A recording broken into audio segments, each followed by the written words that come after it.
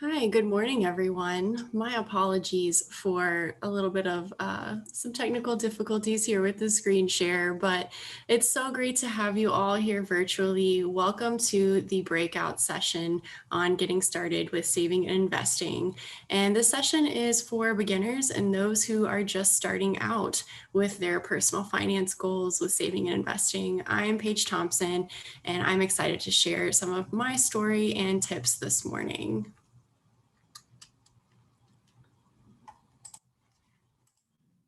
Here's a roadmap of where we're headed this morning. I have about 10 slides of content, and I'm going to talk you through sort of who I am, my financial journey, and also we're going to discuss how to establish a firm foundation for saving and investing. And then we're going to dive right into what you're here for. So the second half will be some advice and actionable steps you can take as you begin investing.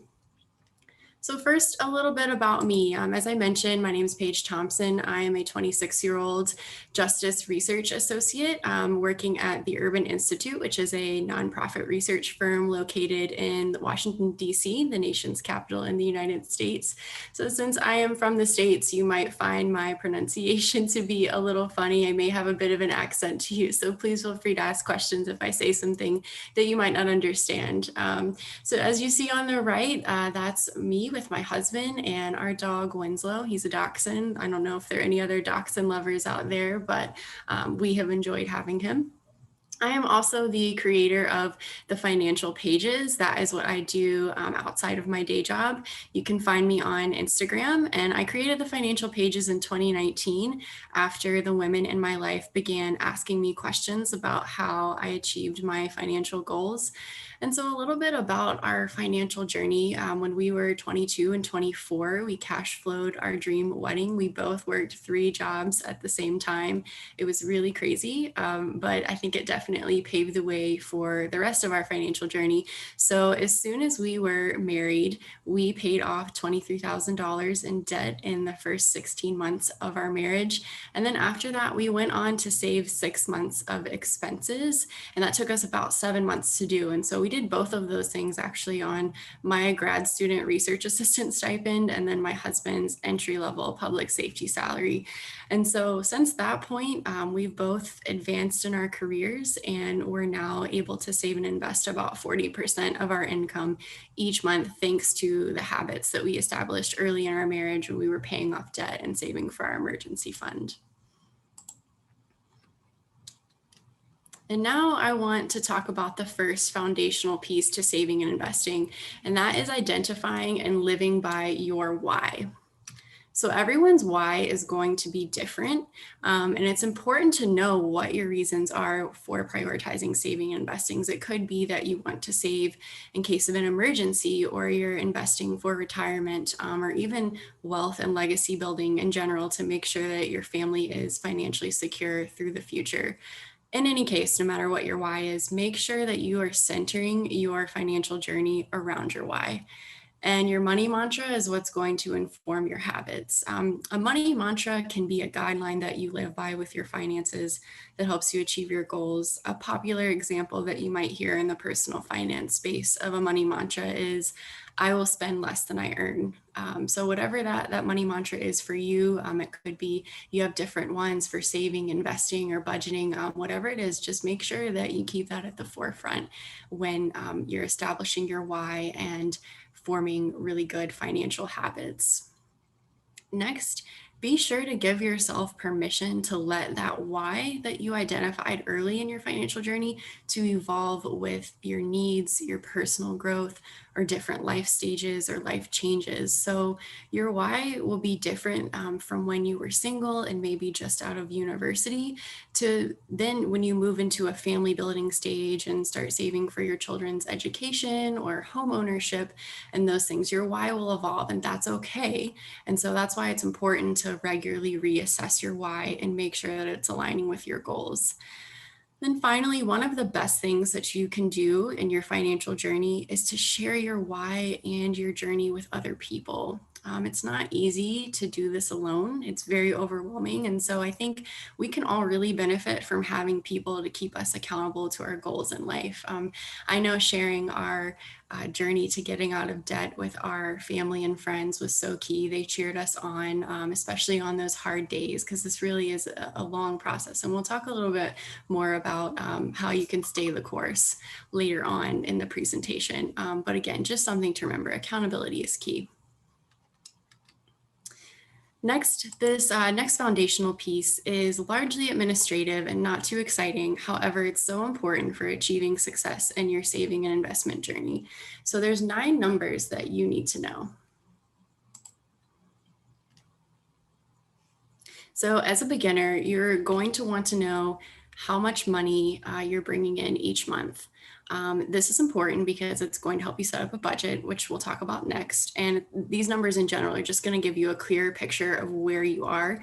And without knowing where you are with your money, it's going to be hard to sketch out the actionable steps that you need to take to reach your savings and investment goals.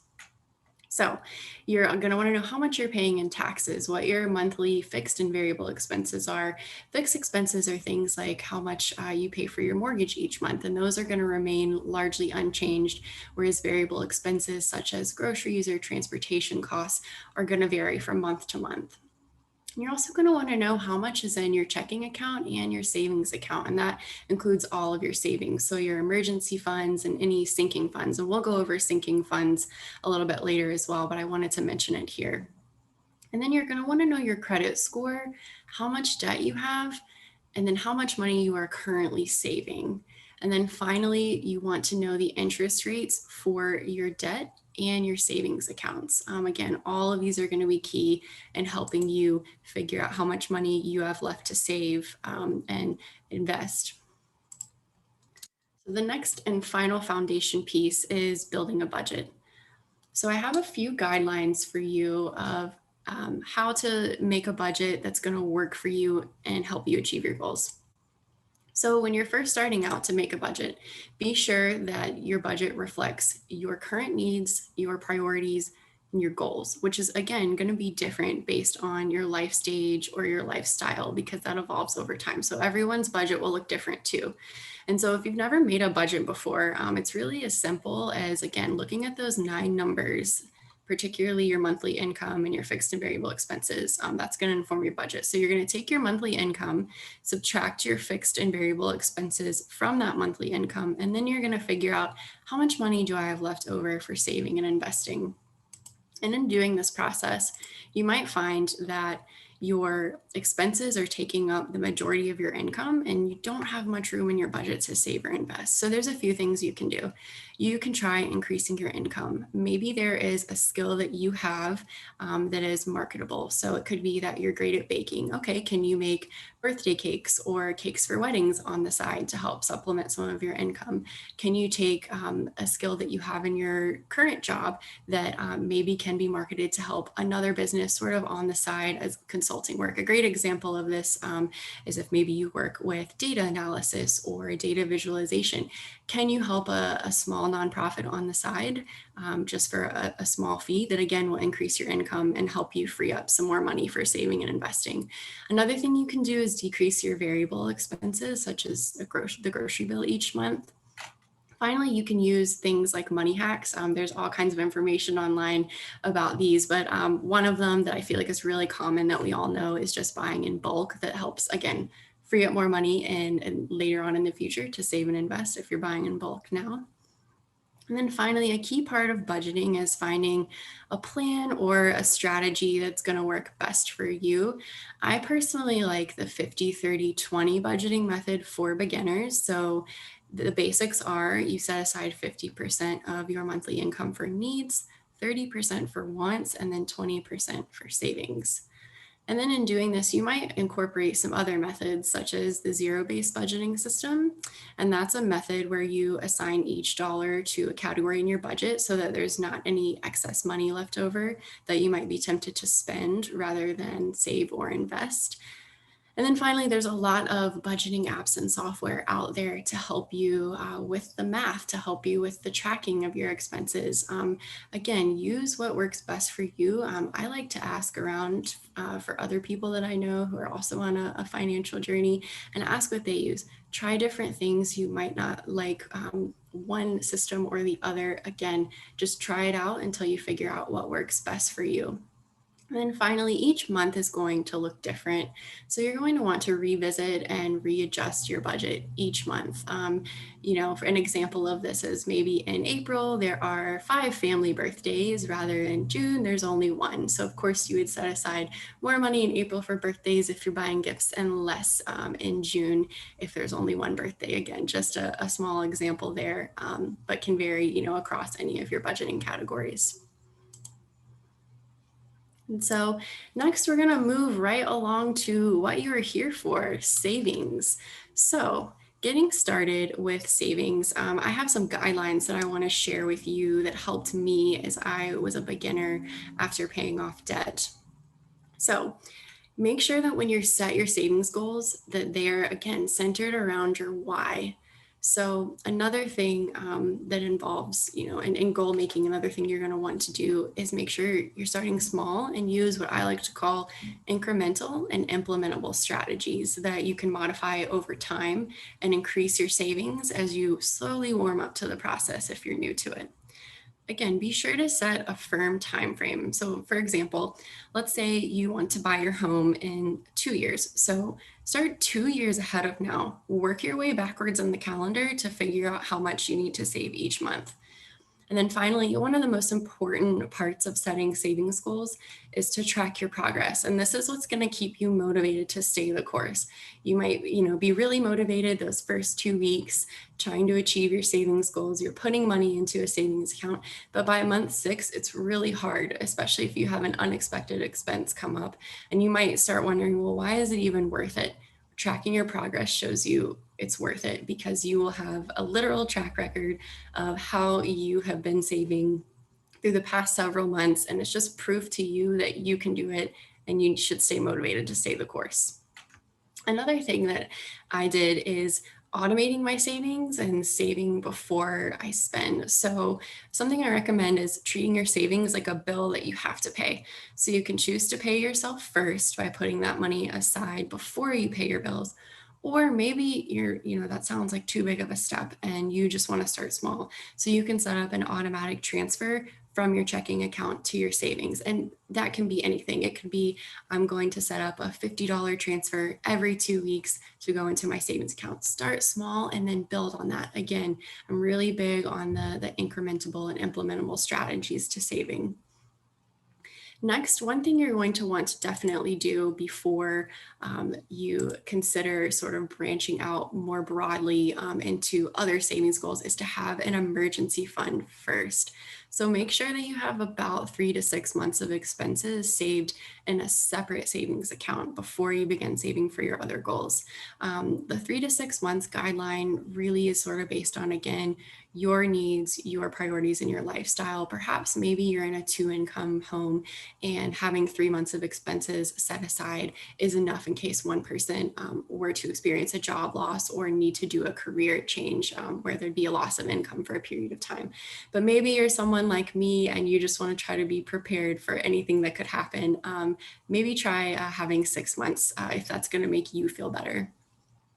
And then finally, another thing that you can do to help you stay organized with your savings is to open separate accounts to divide your money into different places. And so these are called sinking funds, which I mentioned earlier. So some sinking funds that we've opened are our annual expenses fund. So that's where we set aside money to pay taxes or for the holiday season gifts, those kinds of things. We put away money each month into an annual expenses account. Other popular accounts are for a car purchase or a home down payment, maintenance, travel, those kinds of things. And for sinking funds, you might consider using a high yield savings account. I have a guide actually that's linked in my the Financial Paiges Instagram bio that walks you through what to consider when choosing a high yield savings account. But basically what it is it is a special savings account that will give you slightly more of a return, so a better earning interest rate than a traditional savings account at the bank. And so it's just really a great way to make more money on the money that you're already saving each month.